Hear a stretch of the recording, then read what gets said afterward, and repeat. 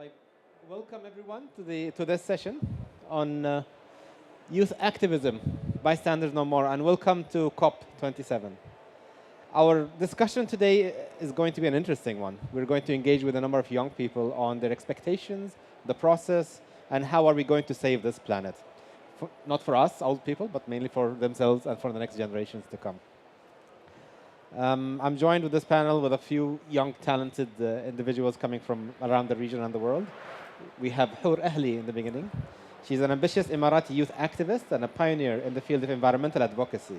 This is not her first COP, so she's been around, but at least we would know a little bit about her experiences in that direction and participation in the COP COI processes. And next to her, we have Mariam Al-Kush. She is a member of the UAE Arab Youth Council for Climate Change and also the focal point for the Global Council on SDG 13 on climate action and a long-time partner for us on environmental engagement. When we have in blue, Ahmed Fathi. He is the founder and the head of Youth Lavija Foundation, but he's also one of the engineers behind the COI 17, COP27 process. So he's been very busy over the last few months preparing for this process. And thank you, Ahmed, for all your work. And finally, we have my colleague here, Joshua Aminpsom. He's a Ghanaian climate activist whose work focuses on young people's participation in climate change adaptation, disaster risk management, and the circular economy policies. So the goal behind our panel is twofold. When we said in the title, Bystanders No More, is that we would like to see more young people leadership. In the previous panel, you've heard about the scientific community and how they engage their student body in terms of resolving many of the key challenges. So that's an interesting panel to follow. And also after this panel, you'll have a few sessions showcasing a few examples by a number of other UAE and other partners on youth engagement for climate action. So this session has two goals. The first one is in relation to how do young people understand and engage in climate action, our physical presence here, but also all the work that goes behind the background, and also in relation to the impact of youth engagement. So with that point, perhaps we can start by a bit of discussion in terms of why, in the first place, do young people engage in climate action? And I have a question for Hur. You have been engaged in climate action for a few years now, and the question to you is, where do you see the greatest impact behind your engagement? So I mean, I've participated in various different conferences in the past years, and they all have had their own impact on me in a way. And it was, I mean, from the networks that were created with other youth and globally, where got to learn about their aspirations, the challenges that they face in their daily lives. And then a shift that I have seen from COP26 last year to COP27 this year is the representation of Arab youth, as I'm seeing way more Arab youth on ground that are being empowered, that are being that have the capability of raising their aspirations to the world. And I think a main reason why that is happening is because we have two consecutive COPs that are happening in the Arab region. We have now this happening in Egypt and the next year in the UAE. And this has definitely made youth more capable in the Arab region, more educated about the topic by itself, because maybe the voices of youth and other youth have learned more and became more aware about what's happening. And I would say that is a really big impact that has definitely been seen as a shift from last year to this year in terms of participation. Thank you, Hur. It's fantastic to see better participation and representation from youth from this region in this important process. But if I can ask a follow-up question on that in terms of impact, what kind of initiatives do youth usually come up with from their networks, from their engagement at COP processes? You can give us a few examples, perhaps, from your work. So, a really great initiative that has arisen from COP last year, or actually after pre-COP, was the MENA Youth Network, which is this network that connected youth from the MENA, as I mentioned earlier. Arab youth weren't really at the foremost of those negotiations, and in a way weren't really aware. So a couple of youth decided that we need to create this network of youth and connect them all in this network across like North Africa and Middle East region. And this has been like really great because I've like came to know about like youth from Morocco, youth from like the Gulf region, youth from other parts of like the Arab region, and this has definitely like made me like more aware of what's going on in a way, and it had like so many impacts as well, and like I'm so glad to be a part of that. And as well, we have like the Arab Youth Council where Maria Maysam and Fethi are like leading it, and like this really empowers youth as like each of them would lead their own project in a way, and they can like choose to have it on a national level, on an international level, and that also spreads the impact on like the most audience that like it can. I love it. It's a question of networks, of collective action. Exactly. And we saw you at the El Khoi for the UAE early last Yes. month as well, building that network and recruiting new minds Exactly. actively. So it's fantastic That's to what see. we do. Maybe we can delve a little bit more with a question to Ahmed about the same experiences from the context leading from the Egyptian context and also preparing for COI 17 and COP27. So tell us about how people, young people in Egypt and the region organized in preparation for COP and all the work that you've been working on. Okay, thank you. And thanks, my colleagues, for this important session, and thanks for the question. Was very important for us to have a COI 17 and to preparing for a COI and to have some work. Like it was something we were saying, we were dream, and one day we woke up, COI is tomorrow. So we have worked very hard for preparing for the COI. We have working very hard to make the people also preparing, and we were 5 organizations are preparing for the COI. Each organization are responsible for some of committees. My organization were responsible for all the volunteers for COI from all over the world and local volunteers. We have worked for months for preparing and looking at the impact of empowering youth. This is our role that we were looking for, that we need, and we have to work with youth, young generation, to give them the opportunity. Because always we have a question. COP27 and COI 17 now in Egypt, next year in Emirates, and COP29 I think it's going to Latin America. Okay, how many of Arab youth will be at COP at Latin America? That's what we are working for, to empower youth and to give them the opportunities, the knowledge, the preparation to be in this situation and to be on the track. We would like to teach them how to hunt a fish, not like to give them a fish and say, okay, we are in COI 17, congratulations, and everyone clap for them, and they take a selfie, and back to home, I have attended COP27 and COI 17. So this is what was our main role in preparing in COI 17. We have a huge team have preparing and working, and most of them are under 25 years old, and 70% of them are girls. We try to make a gender balance because at COP26, COP25, many COPs I have attended, we as a Egyptian from civil society, we don't have many gender are attending, just 5 to 6 persons, just one girl, one woman. So we try to empower more and give them opportunity to be in the track and follow what happened in the world, and to be in networking with them colleagues and see the challenge. COI 17 were a very, very big challenge for every one of us, that you are receiving number of youth from all over the world, and everyone is coming, and you have to help them. You have to moderate at some sessions. You have to arrange hotels, arrange flights, arrange transportation, and a lot of preparing till we have the COI. So behind the COI, the very beautiful picture at the closing, there were hundreds and hundreds and maybe thousands of hard working hours. Thousands of hours. I mean, this is the thing about youth engagement. You have that kind of energy. Yes.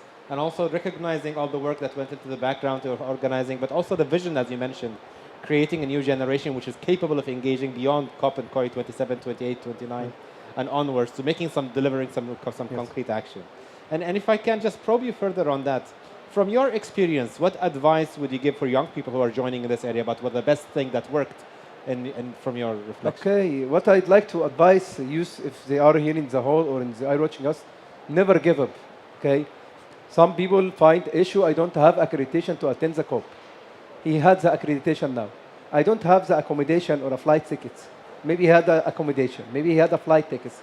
So when you are facing and would like to be part of any international meeting, don't put everything in the same table and always cry, I didn't get anything. Make it part and part and part, and then you will be on the track. This is first. Second, knowledge is very important. My first COP, I have attend, my advisor or mentor, he advised me, Ahmed, attend adaptation. I told him, I'm not expert in adaptation. I don't know anything. Just attend and listen. Make your ear have to listen these words when you attend, you read a report or something, you know, this is what we're talking about adaptation. So we need the knowledge. We need to read many about our work. We need to attend and try to take a notes, because just sometimes you attend and some we see and then it have been ended. So my advice to everyone, never give up in this work, because it's a continued work. I couldn't say today I'm at COP27 and someone will wake up tomorrow and say I'm expert at climate change and say I'm here. It is not something we call it in parachute, someone come from the sky and say I'm expert. It is some of work, you have the experience, you have the knowledge, you have the technology to using it to be there. No one will catch you from your hand and say you are here, because when you are talking technical, you have to know about the technicality. And we try, us and a lot of our colleagues, to find material in Arabic for climate change, for environmental issues, because most of the material in English. So we try to make it in Arabic to make a visibility and resilience for everyone to reach the knowledge about the climate change.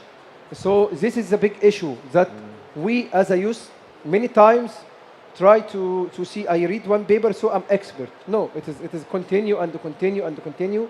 And don't wait for someone say to you, I will support you 100%. You can make your voice, you can make your place by your work, by hard work, by preparing, by networking, and using the opportunity. Well, and you're an example in that hard work for many years of putting in this work. So thank you for that. And it's not always that we don't have someone hand holding us, because we have Maysam on our panel. Yes. Maysam, if you can tell us a little bit more about the work of the Arab Youth Climate Change Council and the preparations for youth engagement. Hi, everyone. So maybe before I start talking about what is the council, let me talk about why was the council made. And in one of the recent surveys that it talks about Arab youth priorities, it was shown that environmental protection was actually 6th on the list of priorities, which isn't really a lot. And basically, only 12% of the respondents voted that it's of importance to them. And the other thing is, basically, the few things that ranked above climate change and environmental protection were waste disposal methods and depletion of natural resources.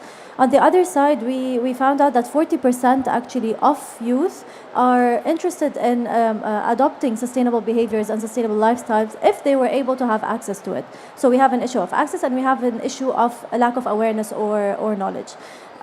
So basically, this is where the Arab Youth Council on Climate Change was initiated, and it's actually an initiative by the Arab Youth Center in partnership with private sector organization, in partnership with the Ministry of Climate Change, with the Special Envoy on Climate Change, under the umbrella of the Arab League. And in a nutshell, the main objective of the council is to act as, or create this quantitative leap between youth and the environmental issues that they have, and basically see how we can as youth and the wider network that we have, create solutions that are actually going to be taken to the private sector, that are going to be taken back to the public sector as well. So we try to close the loop in doing so. And basically, we have 12 council members, and we serve for 2 years, and Ahmed's one of them, and we have a few as well here. And every 2 years, another batch is selected, and what we share between us is basically not just the passion, not just the fact that we're youth, but actually we have the experience, or we are subject matter experts when it comes to climate change, when it comes to circular economy. Like each one of us maybe has a startup or company where they actually practice these solutions, etc. That's quite interesting to see the work that's been building up. But it also, the work continues and takes us towards COI 18 and COP 28. So building on all this work, building on the advice that Ahmed gave us, and also Hur's expectations, which are quite high, what's the plan that you have for COP28 and COI 18? We have a lot. Okay. So before, by the way, for COI 17, the Arab Youth Center was a strategic partner, and we actually launched the 5th edition of the Arab Youth Pitches. And basically, this is also one of the center's many initiatives in giving the opportunity to startups from around the world to pitch in their ideas. And this year, this edition was in line with food security and agri-tech, which is what Dr. Fatin you brought up. And we had 3 startups, one from the globe, one from Egypt, and I think one from Africa, and each won $15,000 to help develop their startup, etc. And hopefully we can close the loop and have it taken by the private sector and put on the market. So for COI 18, we definitely want to continue this this progress, and I was looking for another word, but I couldn't remember it. Look, to me personally, I think it's very nice to have a youth day and youth empowerment and whatnot, but it's very important that we actually have youth integrated. I don't want it just to be recognized when it's youth day. I want to be recognized for my work, not just the fact that I'm youth, but I'm youth that knows what she's doing. That's why I want to be recognized. That's why I want to be part of, let's say, a network or whatnot. And I'm sure that a lot of youth actually agree with what I say. So we have a lot of amazing projects that we're working on day and night, aside from our full-time jobs. This will not go out of the room, obviously it will. So we were working on a crash course that's open for everyone. So the basics of climate change, and basically this is based on the survey that we found out. That there's a low level of awareness, and when you don't know something, you don't care about it. So we need to have this. Youth, and not just youth, but everyone needs to know what climate change is, so that they can hopefully contribute towards curbing its impact. We also have a project on climate science, citizen science, and we already have a lot of projects that we've worked on. So we've launched this roundtable series, and UNRCO was actually part of the roundtable series. And we didn't just bring people around, talked a bit, and then left. We actually created a policy brief, and this policy brief goes to the COP presidency to try to see how we can also influence policies. And we've also launched this a toolkit, which is super practical tips. Guide that we are providing not just to youth, but everyone who wants to adapt these sustainable lifestyles, but they don't know how they want to adapt them. So we technically tell them how. And we, of course, have an open source curriculum that I'm leading on, and I'm not going to say a lot more information, but you're going to see not just the progress of these, but you're going to actually see we're going to report against how these were successful in COI 18 and in COP28, inshallah. Fantastic. I mean, there is a common line here that it's about building the knowledge and the capabilities in our young people so that they can steer us into the future. Because my generation and the previous generation didn't do a great job. We're trying, though. We're still trying. So if I can take this a little bit further and see how can we support young people engagement and participation in this process. And coming from a UN background myself, and joined with my colleague Joshua as well, who wears 2 hats, actually. He wears that free spirit young person, but also that constraining hat of being a United Nations official. So the question for you, Joshua, is in terms of all the work that the United Nations keeps saying in terms of young people empowerment, the agenda for the future. And most recently, the United Nations General Assembly has decreed the establishment of a United Nations Office on Youth. So if I tell you, whatever you want will happen, what would that UN Office for Youth do? Well, thank you for that question. I think, first of all, congratulations to my fellow panelists. I think these are very impressive work, and we all look forward to the outcomes of this COP, but also working together towards COP28. When it comes to the newly adopted resolution to establish the UN Youth Office, I think one principal part of it is making sure that we are working in a very highly coordinated manner within the UN, but also ensuring coherence across the topics. So currently, We know that there are teams working on the SDGs, there are those working on peace and security, there are those working on investment and finance, but there's not that strong coherence within one office that supports young people across these sectors. And one important part for the youth movement is climate change is not climate change. It's a very strong justice element. And if you go across the room and you keep asking young people, what do you want? The word you hear is climate justice. What does justice represent? It represents jobs. It represents opportunities for those who have not had opportunities before. It represents being able to move funding to those who need it the most. It represents opportunities for skills development and all of that, but also connecting the growing concern of young people around peace and security to the climate crisis. So this is the expectation that I have for the office, that the office will be able to work with young people, not just on the SDGs and climate as an independent framework, but really connecting that to peace, security, jobs, and the issues that really bother young people the most, which I think is the nexus between all these things that are typically being worked upon in quite some silos by different entities and agencies. So that highly coordinated manner is something that I'm looking forward to as a young person working within the UN. On the other side, I am also looking forward to, of course, the youth movement, and I completely agree with Ahmed and the work that you've done, that young people don't have to come within to these spaces just to show that they were here, but we need to go the extra mile of really building young people to become experts in the field that they operate, that we can actually work with them, not just consultative manner, but really making sure that we give them a certain level of decision-making power, that they can actually work with stakeholders as equal stakeholders, not just as a youth, where they are seen as people who either demand, complain, just want things done, but cannot really support us in implementation. So that is one thing that we've been pushing for as the Office of the Secretary General's Envoy on Youth, that young people are experts in the issues they care about, young people are knowledgeable in their own realities, and those knowledge and that aspect should be seen as such and not tokenized where they come to conferences only for photos or put on panels just to tick some boxes. Yeah. Well, that was a very diplomatic and UN answer. I want a different answer. Okay. I want you to dig deep inside you, find that activist, that advocate in you, and what do you want the UN to do for you? And for that office, I mean, we have the Youth Day. I mean, there's a lot of frustration that everything that is youth is packaged on the Youth Day, and then if it's tomorrow, then it's no longer about the youth. Or if it's something else. So give me your blunt answer. No, my blunt answer was already answered yesterday, so I'll give you that. So yesterday we had a meeting with the Secretary General. We convened different groups of young people who were in the room, activists, researchers, innovators, and there was a key question, which is what you said. We don't want this to be about Youth Day. We don't want this to be about there's a day where we recognize the effort of young people.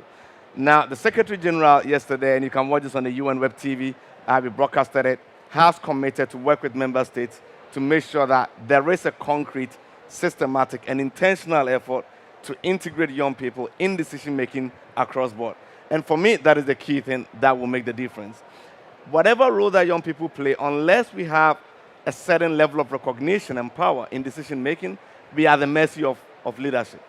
And if young people are not really encouraged to get into politics and get involved in the policy-making process, everything we ask for, we are at the mercy of a policymaker really doing it. So that was done.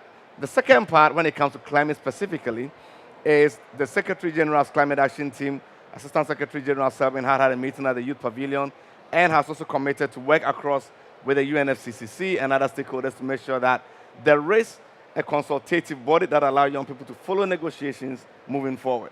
So not just coming and being on the sidelines where they are not able to know what goes on in negotiation rooms, not being able to really be able to see what actually went on there, but then have to rely on being in other spaces, either pavilion, side events, green zone, not have access to where decisions are being made. This is going to change. So for me, the commitment is coming up. The momentum is right, and I give credit to the youth movement broadly that we have been persistent, we've been consistent, we've been asking for these things continuously, and now it's being done. We've seen that progress, and I also agree, we've seen COP26, we've seen COP27.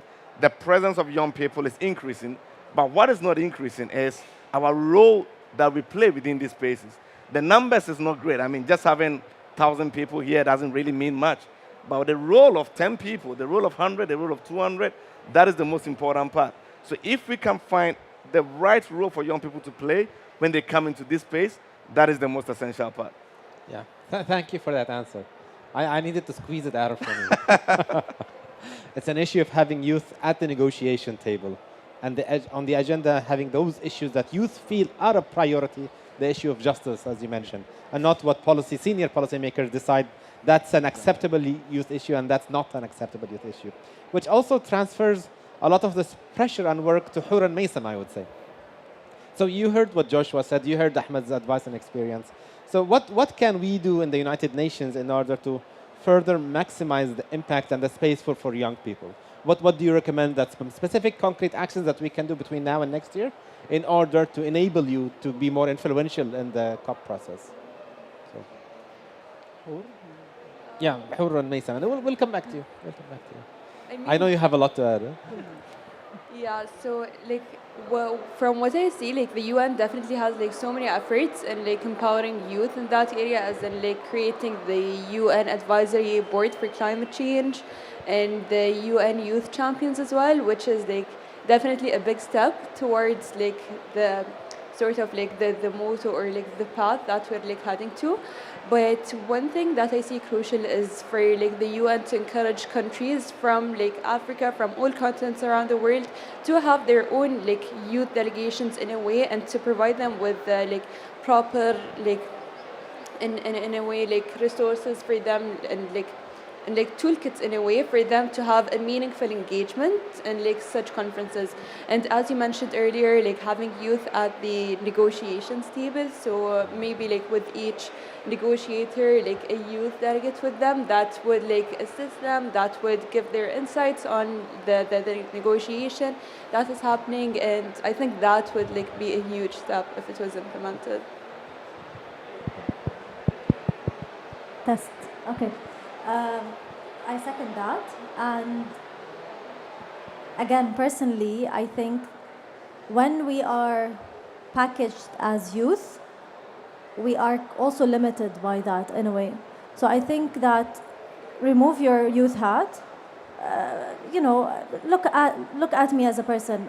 Do I add value to your team as UN? Do I add value as a negotiator? Do I add value when I'm talking to other countries, etc., about efforts? If yes, oh, by the way, it happens to be that you're youth as well. It's not like the youth comes before the subject matter expert. So I think from the UN side, it would be amazing if we can also focus a lot on capacity building for the youth, and not just for the youth, but of course, because we want to be present, as Ahmed was saying, in COP29 and so on. Capacity building is super important for us to go and talk, to be taken seriously, because unfortunately, especially after what happened in COP26, we were put aside, given that there was a lot of strikes and activism and whatever. So and it's very easy for people to say, they're youth, put them on the side. They're just gonna go and hold the paper and stand outside. And this is not what we want. We want to be in this room, in the negotiation room, in the board, even if we're just listeners, even if we want to learn like Ahmed, but just give us the opportunity to be there, and you're going to see the passion that we have, you're going to see the knowledge that we have, that is not like any other non-youth person. Well, that makes sense, but if I can further probe you on that, what concretely can we do for COP28? Some of the voices mentioned that youth are not all the same. You have to have good representation from youth coming from more vulnerable countries, from a wider spectrum. So what concrete recommendations would you ask us to do so that we can carry it on forward? So I say on the 10th, we had a conversation, we had this event at the AA panel, and they asked for 1, 2, 3, 4. So I go to my boss and I tell them, this is what they asked for. Next time you go on the panel and you tell them why you didn't deliver. So give me specific asks. Okay. So I think it would be very important if youth go together to any other COP or COI, whatever, knowing what they want to, what they're fighting for, knowing like they have a clear agenda, not just, I'm coming to COP and COI, I have my badge, took a picture with I don't know who, and then I left. So I need to have a clear agenda. Okay, I'm coming, like for example, for COP, we know it's about loss and damage, mitigation, adaptation. This is something that youth are expected to also partake in. So have a clear agenda on what is expected from us as youth. And also, it would be amazing if we have a pre-COP briefing, again, and maybe a refresher on, okay, what is climate? What are the basics of climate change? Why are we talking about the Paris Agreement? What is the Paris Agreement, etc. So a nice brief that anyone can, that is targeted towards youth, but anyone can actually use it as a refresher to COP and beyond. Thank you. Capacity building, capacity building, capacity building. Hur, anything to add? I think like after what Maisam said, I think Okay. like I totally agree with like everything. So I see some young people in the audiences here from Masdar, from Environment Abu Dhabi and other entities. How many of you have participated in a briefing before coming to COP? By show of hands. Did you participate in any briefings telling you what COP is before coming here? Show of hands. Even young people, even young at heart. Okay. Okay. So yes, absolutely. That is something that we can definitely do for next COP. طيب, Ahmed, over to you. What specific actions would you like to see on the road to COP28? First, we're already in action. When we are talking about empowering youth to be in COP on preparing, Arab Youth Council is have ambassador for COP27. We have more than 20 persons here are supported to be ambassador at COP27 and COP17. That's first. But I'll back to what we need from the United Nations. As my colleague Joshua, we were yesterday with Antonio Guterres, and everyone was talking with him about the new decision that they have to have an office for youth at the United Nations Assembly, so that can empower more and more youth to take a place around all the UN meetings. But also we need the UNFCCC and United Nations agencies. There is a decision by COP26 in Glasgow agreement that every country have to have a youth delegation with them for negotiate. Young negotiator to be on the official delegation to learn, to work, to more. We can count here at COP27 how many countries did this decision, how many youth have attended as a young negotiator, how many of them are working. Also, I met Emmanuel Macron day before yesterday, and I was talking with him about more empowerment for youth as we have a Paris Agreement. So we can make a sponsorship from Paris Agreement for youth to attend the COP. They have a lot of challenges for youth to be at the COP, to be at the COI, to have the knowledge as I talked before. But in the same situation, we have new generation understand the issue of the climate change. Work, they aren't many, but if we have little, we can invest in them to have more and more. Also, what we look from the leaders and to make these COPs for implementation. A lot of people give promises. A lot of leaders say, we will do. When we are talking about 100 billion US dollar, who is paying? Does China or the United States are paying? We can count. Up till now, Antonio Guterres, as he said yesterday, and a lot of meetings, just 80% are paying. 20% where? As we can see for IPCC report, we will need 300 billion by 2030. Now we are talking about 100 billion and it's not happening. Who will pay? And how? And when? Just we will give a promise. So empowering youth, investing in youth, as Maisam saying, for capacity building, and as Hur saying the same, that we are in the track. Maybe we are in the generation are paying the bill of what the civilization before us have done. So do our leaders around the world and do the United Nations where do them role for encouraging and empowering and educate the new generation to be on the track, or they will leave us just to face with climate crisis and do whatever you want. So our message is that empower and capacity building and the more engagement for youth. I'm happy that I have many of my colleagues here from youth. Most of them are younger, most of them are studying environment issues in the university or something like this, but we need more.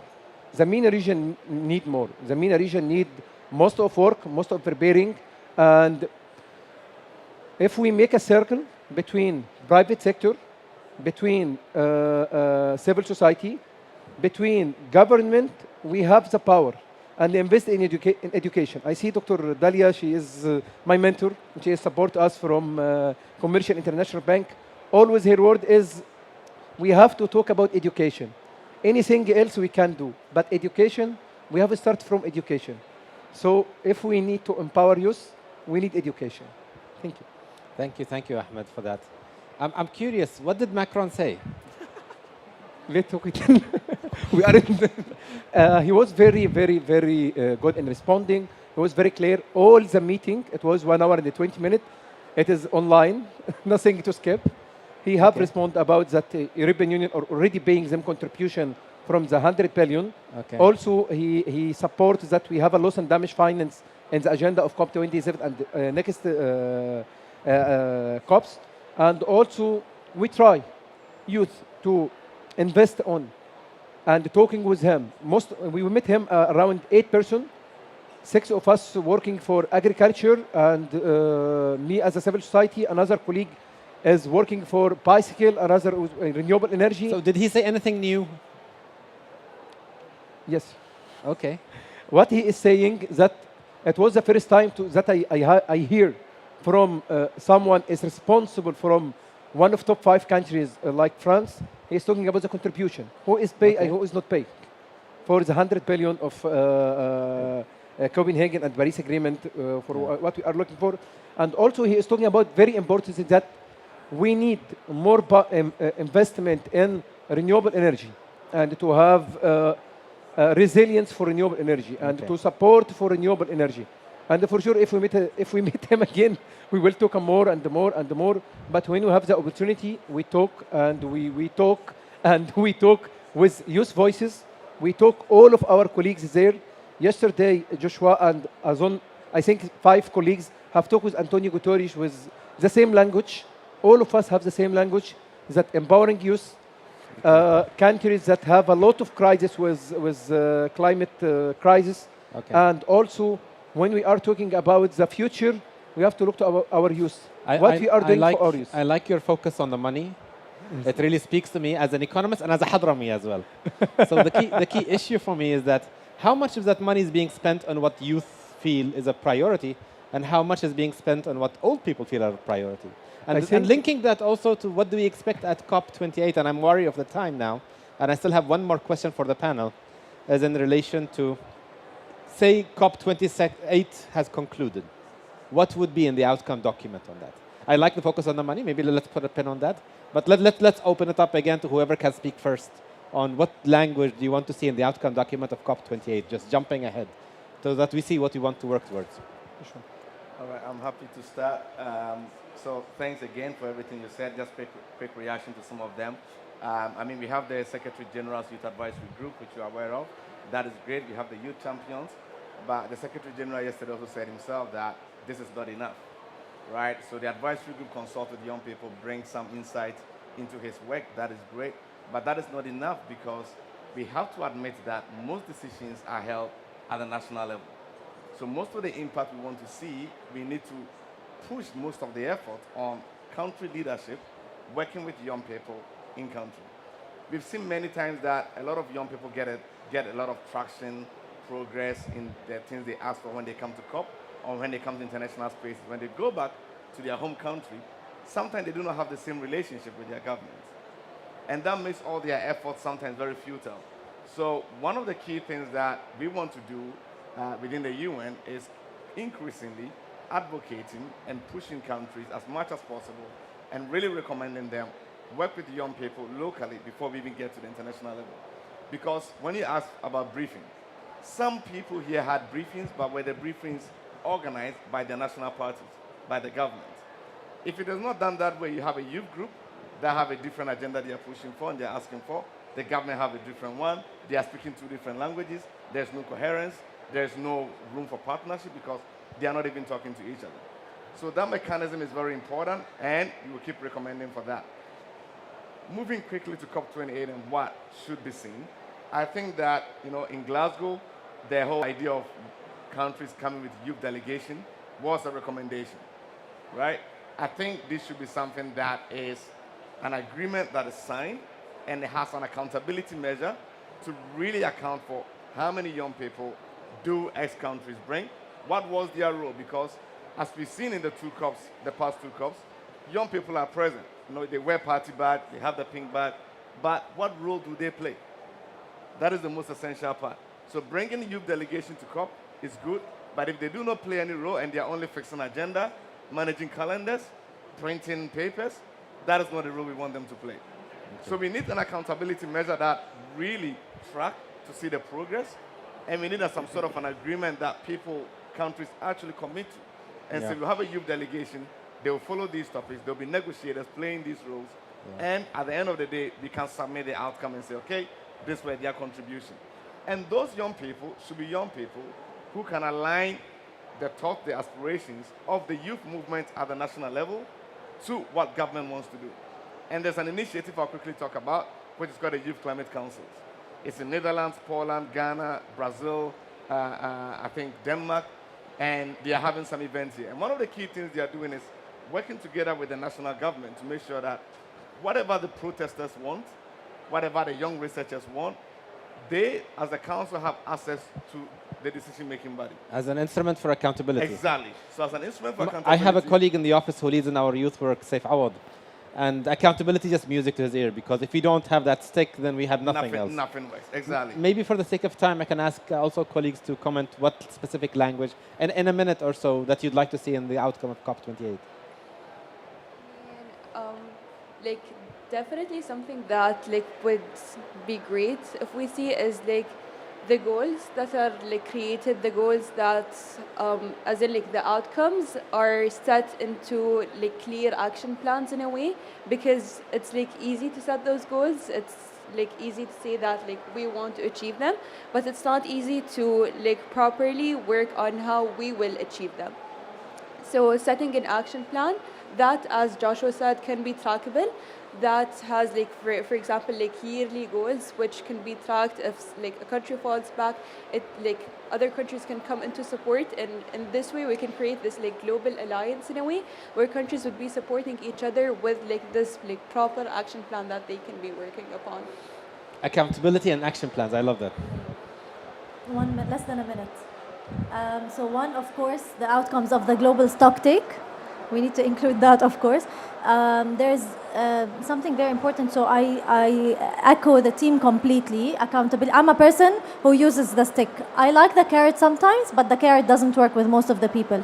Unless you have an intrinsic motivation, and only around maybe 20% have intrinsic motivation, and the others want the stick. Which is, I know this is probably not what everyone wants to hear, but one, accountability. So maybe use, I don't want it to be an extreme measure, but no one is allowed to make a commitment without having a clear roadmap and being held accountable. Every COP, you're supposed to be, like the NDCs, you're supposed to be reporting on the progress. That's one. Two, we need to ensure that, you know, if you're not held accountable, or like if you don't report or whatever, you need to bear the cost of something. It's not like, you know, today I want to make a commitment. There has to be maybe a reporting mechanism in one way or another. And I'm extremely passionate about this, so I'm just gonna take a step back now and allow Ahmed to conclude. That gives me a lot of hope. Accountability, roadmap, and a scorecard. You'll get an F. You'll fail. I love that. Ahmed. They have said everything. Thank you. What I always say is that we are waiting for the statement of COP27 or any COP to know what the decision have the leaders taken, to look what we will work for, what we will prepare, because we know how it's going at the negotiation rooms, but we're always waiting for the decisions, to follow the decision, to follow the statements, to follow the promises. Does it will take place or no? Or how is it going inside the COP? So after that, we can invest and prepare in what happened. But what I see for COP28 that it will be more implementation, more empower for youth from South countries, and always more education, more awareness, more capacity building for the MENA region youth and academic and civil society and government, and more engagement. You're absolutely right. I mean, there is a lot of commitments which was said during COP27 and are being said, and we will see it in the outcome document. So starting with that, and I love your point also on inclusion for youth from the global south, from other parts of the world, so that they'll be better represented. It's not just youth for the sake of marking it, but youth for the sake of having further engagement. This has been a very rich interaction, and we're starting with it, our Youth Discussions Day, and you'll be followed by multiple discussions with Youth for Sustainability from Masdar, and I see our colleagues here, from other partners as well, and I think we will continue this conversation throughout the day. I would like to thank our panel for their kind contributions and are engaging with us today. And perhaps we will take on the questions as we continue with the following subsequent sessions along the same conversation on this matter. Thank you again once more. Thank you. All right.